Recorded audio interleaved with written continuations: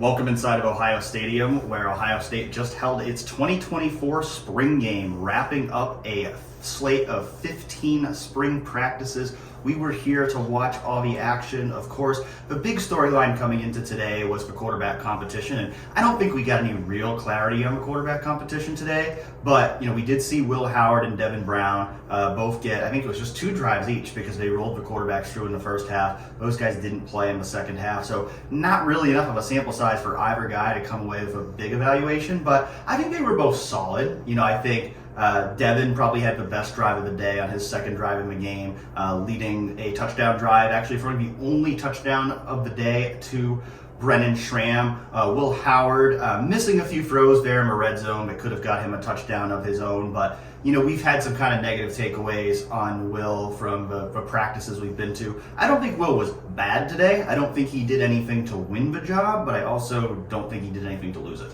Yeah, I'd agree with that assessment. Keeping it at 100, as the kids might say. This wasn't the most informative spring game, especially not as it comes to the quarterbacks. I think Devin Brown only ended up attempting something like 7 passes or something.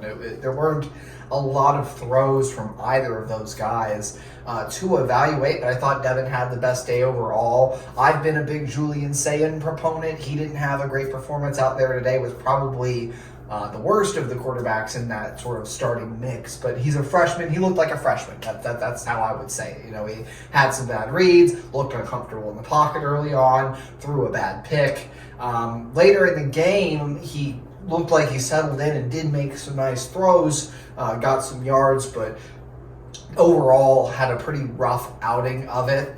But the weapons around those quarterbacks did show off some of their skills. Not a big day from Jeremiah Smith, per se, but Emeka Egbuka had a huge one-handed catch. And I thought the depth of the running backs really stood out to me when you talk about losing Dallin Hayden, probably to the transfer portal here. You have James Peoples and Sam Williams-Dixon both put on pretty nice performances in this spring game. James Peoples looks like a legitimate guy who could be a weapon for them in the fall, and Sam Williams-Dixon had a few nice runs mixed in there. It was good to see from him as a freshman. So to me, the depth of the skill talent was decent on Ohio State's offense, but not a lot to say about the quarterbacks other than, pretty so-so from all of them. Thought Devin played the best. Yeah, it does feel like a Will versus Devin competition at this point, though. I think, Julian didn't have the kind of day to, really assert himself in that starting competition. Now, that's not to say he couldn't still get back into it based on everything we've heard about him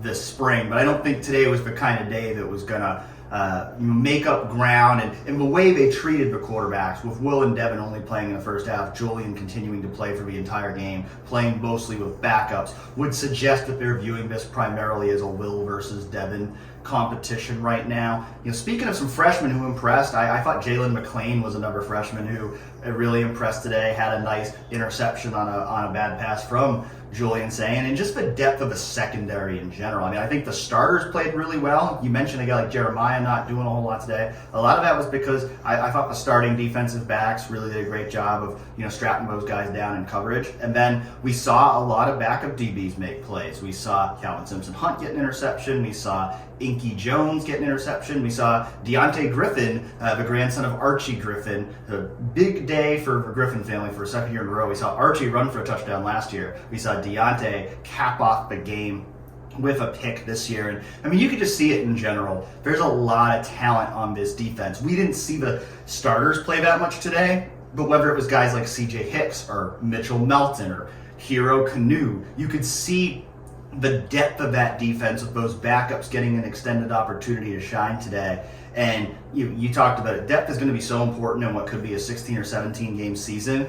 I think they've got a lot of it, especially on the defensive side of the ball. I feel like as we come out of the spring game, we're kind of in the same place we were a year ago, where the big 2 questions for this team are going to be the quarterbacks and the offensive line. We know they got the talent on defense. We know they have the talent at the offensive skill positions. But do they have a quarterback and do they have a good enough offensive line? Yeah, we haven't had those answers up front that have been searched for all spring. Center and right guard continue to be rotated out today. The plays I was watching, you kind of have to key in and watch specifically the lines if you want to evaluate line play in any game, but especially in a spring game like this. It's hard not to just, have your eyes drawn to the quarterbacks and the weapons and everything else. And obviously you see when a guy gets beat on a pass rush. But when I was watching the line specifically, it seemed like Taker Shabola was moving some bodies. I thought he played well at right guard, and we saw him take the first snaps there the last couple of practices here.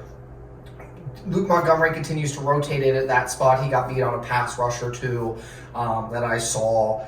Seth McLaughlin and Carson Hinsman, which Carson Hinsman's a guy we haven't talked a whole lot about, but he's making a push, it feels like, this spring, and was with the ones both at center and right guard the last few practices. I think that is a good sign of where he's come after a Cotton Bowl where he was benched. And that offensive line position, obviously crucial to the success of the team this year. The way Day talked about it afterward, that transfer portal possibility still seems something that's open. Not asked directly about it, but he did say the offensive line isn't there yet and seemed kind of, mood about it, you might say. But also on the flip side, defensive line, another depth, strength for this team. We've talked about it before. It feels like they can run 2-3 deep at a lot of positions. And I thought a guy that, we've talked about, Caden McDonald, Hero Canoe, and Jason Moore as three of the biggest names at defensive tackle for this team. Tywan Malone had a great day today. And as a guy in his second year since transferring in from Ole Miss, that's a progression you like to see because the talent's been there for him. And he's starting to showcase in these settings some of the abilities that made him a highly touted prospect and made him an attractive transfer for Ohio State. Yeah, going back to the offensive line, it feels like Luke has faded a little bit in that right guard competition. Both at the practice we were out on Friday and in the spring game, we saw Carson Hinsman, Tegra Shabola taking most of those first team reps at right guard. So it feels like that right guard competition might be primarily between those guys right now. That center competition might be still ongoing between Seth McLaughlin and Carson Hinsman. But I think as the transfer portal opens on Tuesday, certainly that's the number one position you look at in terms of where Ohio State could go and bring in talent. And that's certainly going to be the big story of a week ahead here is, first of all, who does Ohio State lose to the transfer portal? Because it's just the reality of college football nowadays that you have to expect there's going to be some attrition even after the spring. And so certainly a lot to follow here. Spring practice is over, but that doesn't mean that the next 4 months are going to be quiet on the Ohio State football front. And so we are going to be covering all of it over at 11warriors.com. We'll have a lot more updates to come here on 11 Warriors' YouTube page. We hope you continue to keep up with us all off season. We hope you enjoyed the spring game. Thanks for watching this initial post-game episode of press coverage. Hopefully we'll be able to continue doing this during the fall, and enjoy the rest of your weekend.